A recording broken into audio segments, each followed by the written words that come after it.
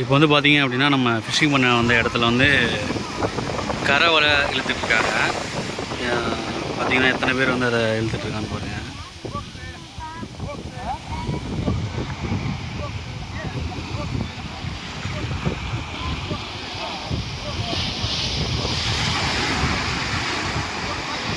இது வலை பார்த்தீங்கன்னா அந்த லாங்கில் வந்துட்டுருக்கு. அதை ஃபுல்லாக இழுத்து முடித்தா தான் அவங்களுக்கு வந்து என்ன மீன் கிடைக்கிது அப்படிங்கிறத நம்ம பார்க்க முடியும். வலை பாருங்கள் எவ்வளோ தூரத்துலேருந்து அப்படியே வளைச்சி வருது பாருங்கள். இந்த மாதிரி வளைச்சி வரும்போது இடையில இருக்க மீன் எல்லாமே இந்த வலையில் மாட்டிடும்.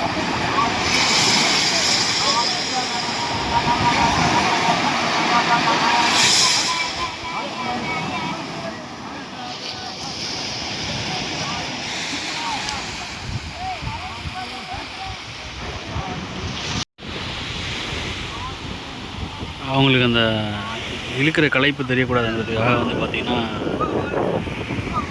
ஏதோ ஒரு நான் சொல்லிக்கிட்டே இழுக்கிறாங்க. அது என்ன எனக்கு சரியாக புரியல. உங்களுக்கு தெரிஞ்சால் நீங்கள் கமெண்டில் சொல்லுங்கள்.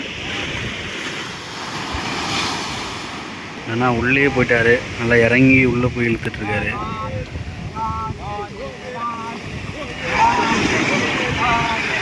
நல்லா தெரியும் நினைக்கிறேன் வலை. பாருங்கள் வலை நல்லா ஜூம் பண்ணி காட்டுறேன். எங்கே வளைஞ்சு வருது பார்த்தீங்களா?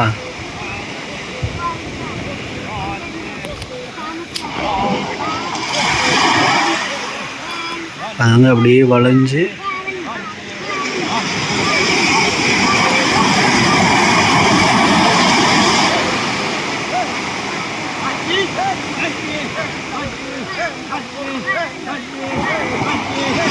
இந்த டாட்டாக தெரியுதுல்ல, இதுதான் வந்து அந்த வலையோட மிதப்பு. பாருங்கள் எவ்வளோ தூரம் பாருங்கள், ஜூம் அவுட் பண்ணுறேன் பாருங்கள், எவ்வளோ தூரம் பாருங்கள்.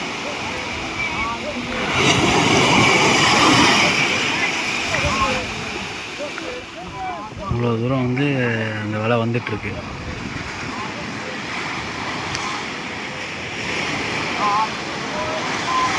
அப்படியே ஆப்போசிட் பக்கம் அவங்க பக்கம் வளைச்சி அப்படியே இழுத்துருவாங்க.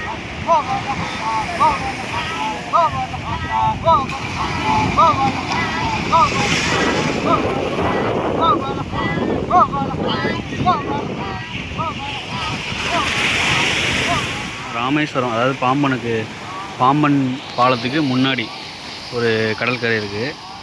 அங்கே வந்து நம்ம ஃபிஷ்ஷிங் பண்ணுறதுக்காக வந்திருந்தோம். அந்த இடத்துல தான் வந்து பார்த்திங்க அப்படின்னா இந்த கரை வலை இழுத்துட்ருக்காங்க.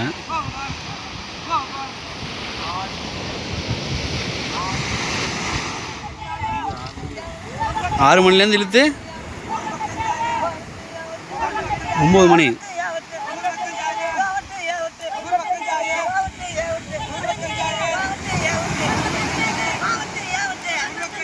பார்த்திங்கன்னா 6 மணிக்கு இழுக்க ஆரம்பிக்கிறாங்க. 6 மணிலேருந்து 9 மணி, அதாவது 8:45 9 மணி வரைக்கும் இழுப்பாங்க. அப்போ வந்து ஒரு 3 மணி நேரம் வந்து விடாமல் இழுக்கிறாங்க. முன்னாடி அந்த பக்கத்துலேருந்து எடுத்தேன், இப்போ வந்து பார்த்திங்கன்னா அந்த பக்கத்துலேருந்து எடுக்கிறேன். இந்த சைடு பார்த்தீங்கன்னா தெரியும் அந்த அலை வந்து எப்படி வருது அப்படின்னு பாருங்கள்.